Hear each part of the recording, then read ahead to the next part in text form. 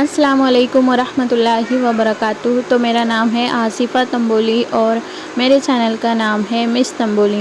تو ویڈیو اگر پسند آئے تو ضرور سبسکرائب کیجیے، اور یہ ویڈیو میں کس چیز کی شیئر کر رہی ہوں میں یہ بتاتی ہوں کہ میں آج سے نورانی قاعدے کے اسباق شروع کر رہی ہوں، تاکہ جو عورتیں گھر بیٹھے تجوید سے قرآن سیکھنا چاہتی ہے، اگر وہ اس کلاس کو جوائن کرے تو انشاءاللہ تعالی وہ سیکھ سکتی ہے۔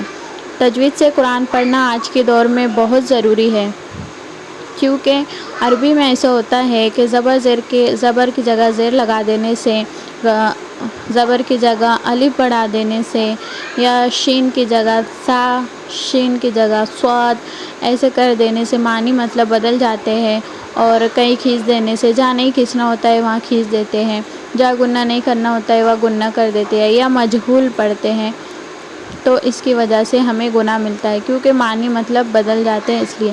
اس لیے ہمیں تجوید سے قرآن پاک پڑھنا بہت ضروری ہے، اور اس کے لیے ہمیں سیکھنے کا ذریعہ ہے نورانی قاعدہ۔ تو اس میں دیکھ لیتے ہیں تختی نمبر 1، مفردات یعنی الگ الگ حرف۔ بسم اللہ الرحمن الرحیم۔ ربی یسر ولا تعسر وتمم بالخیر وبک نستعین یا فتاح ربی زدنی علما۔ تو سب سے پہلے ہم دیکھ لیتے ہیں ان کے مخارج۔ اب مخارج کس کو کہتے ہیں؟ مخارج کہتے ہیں حرف کے نکلنے کی جگہ، یعنی منہ سے حرف جہاں سے نکلتا ہے اس نکلنے کو کہتے ہیں مخارج۔ تو الف، اس کے بعد ہے با، ابا۔ ابا کیسے نکلتا ہے دیکھو، دونوں ہونٹ کے جب تری والے یعنی گیلے والے حصے جب ملتے ہیں تو یہاں سے نکلتا ہے با۔ آپ خود نکال کے دیکھ لیجئے، با۔ جب دونوں ہونٹ کے جو اندر کا گیلا حصہ رہتا ہے وہ دونوں جب ملیں گے تو یہاں سے نکلے گا با۔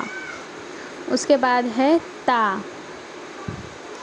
اب تا آپ بول کے دیکھیے، اوپر کے جو 2 دانت ہیں ان کے پیچھے والے حصے کو جب زبان کی نوک لگتی ہے تو یہاں سے نکلتا ہے تا۔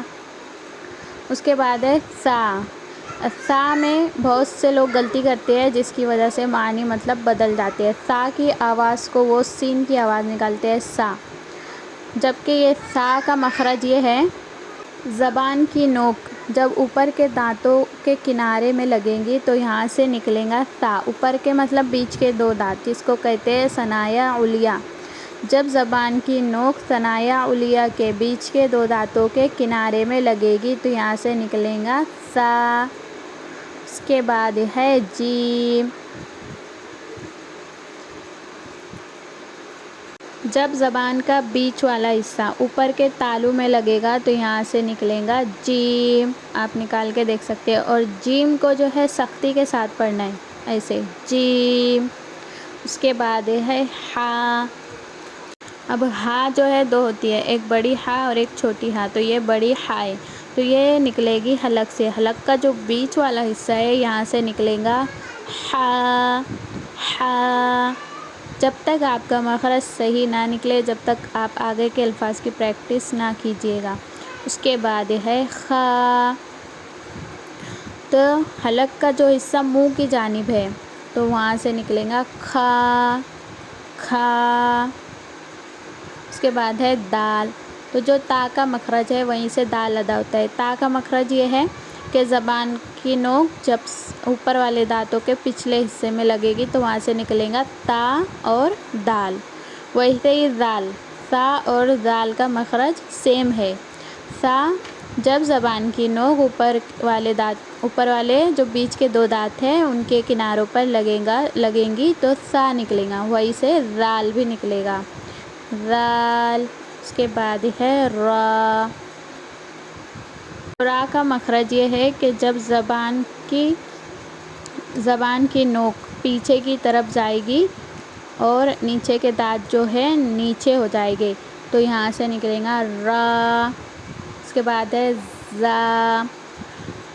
تو زا کا مخرج ہے کہ جب زبان کی نوک نیچے والے 2 دانت جن کو ثنایا سفلی کہتے ہیں ان کے بیچ والے حصے پر لگیں گی، اور جو اوپر کے 2 دانت ہیں اور نیچے کے 2 دانت ہیں ایک دوسرے کے آمنے سامنے یعنی قریب ہوں گے تو یہاں سے نکلے گا زا۔ اس کے بعد ہے سین. سیم جو زا کا مخرج ہے کہ زبان کی نوک جب نیچے کے جو دو دانت ہیں ان کے بیچ والے حصے پر لگیں گی اور دونوں اوپر نیچے کے دونوں دانت ایک دوسرے کے قریب آئیں گے تو وہیں سے نکلیں گا سین. زا اور سین کا سیم مخرج ہے. اس کے بعد ہے شین. بہت سے لوگوں سے بڑی شین جو ہے وہ نکلتی نہیں ہے. وہ دونوں بڑی چھوٹی دونوں سین اور شین کو سین ہی پڑھتے ہیں. سب سے پہلے سین اور شین میں فرق ہے تو جہاں سے جیم نکلا وہیں سے شین بھی نکلے گا. جیسے جیم کہاں سے نکلا تھا؟ زبان کا بیچ والا حصہ جب اوپر کے تالو میں لگے گا تو نکلے گا جیم، اور وہیں سے بڑی شین بھی نکلیں گی. اور شین کی آواز بھی سختی سے ادا ہوں گی، لیکن اس کی آواز میں سیٹی کی بھی آواز آئیں گی. جیسے جیم جیسے سختی کے ساتھ ادا کر رہے تھے جیم، ویسے شین. اس کے بعد ہے صاد.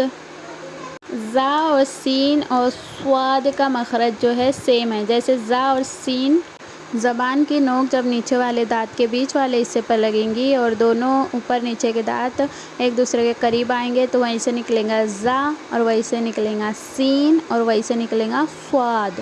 بس صاد کو جو ہے پر کر کے پڑھیں گے، مطلب منہ بھر کے پڑھیں گے. صاد. زا، سین اور صاد کا مخرج ایک ہے. اس کے بعد ہے ضاد.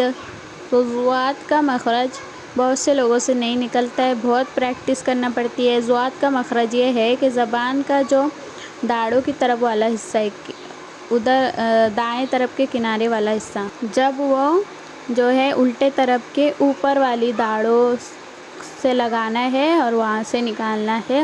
ضاد. ضاد. اس کے بعد ہے طا. تو تا اور دال کا جو مخرج ہے وہیں سے طا نکلیں گا. آپ چاہے تو نوٹ بھی کر سکتے ہیں. تا اور دال کا مخرج یہ ہے کہ زبان کی نوک جب اوپر والے دانت کے پچھلے حصے میں لگے گی تو وہاں سے تا، دال اور طا نکلیں گے. ایسے ہی ضوا کا مخرج جیسے تا اور دال اور زبان کی نوک اور اوپر والے دانتوں کے کنارے سے تا اور دال نکل رہے ہیں، وہیں سے ضوا بھی نکلیں گا، پر ضوا کو صاد کی طرح پر کر کے پڑھیں گے. ضوا. ضوا. اس کے بعد ہے عین. جو اوپر ہم نے دیکھے ہا کا مخرج بڑی ہا کا، تو وہیں سے عین بھی ادا ہوتا ہے. بڑی ہا کا مخرج یہ ہے کہ حلق کا بیچ کا حصہ، وہاں سے عین اور ہا ادا ہوتے ہیں. اس کے بعد ہے غین. جس طرح سے خا منہ کے جانب والے حلق کے حصے سے نکلتا ہے ویسے ہی غین بھی نکلیں گا. خا، غین. تو آج کے لیے بس اتنا ہی. آگے کا جو ہے ہم انشاءاللہ تعالی کل دیکھیں گے. تو یہ آپ نوٹ بھی کر سکتی ہے سارے مخرج، اور اس کی خوب پریکٹس کیجیے کیونکہ مخرج سب حروف کے الگ الگ ہے اور ان حروف کو جہاں اس کا مخرج ہے وہیں سے نکالنا چاہیے. اگر نہ نکالے تو جو ہے معنی مطلب جو ہے بدل جاتے ہیں. جیسے تا کا مخرج ہے اور آپ وہاں پہ سین نکال رہے ہیں، سین کے مخرج سے نکال رہے ہیں، تو یہ جو ہے غلط ہو جائیں کیونکہ سا کا مطلب الگ ہے اور سین کا مطلب الگ ہے.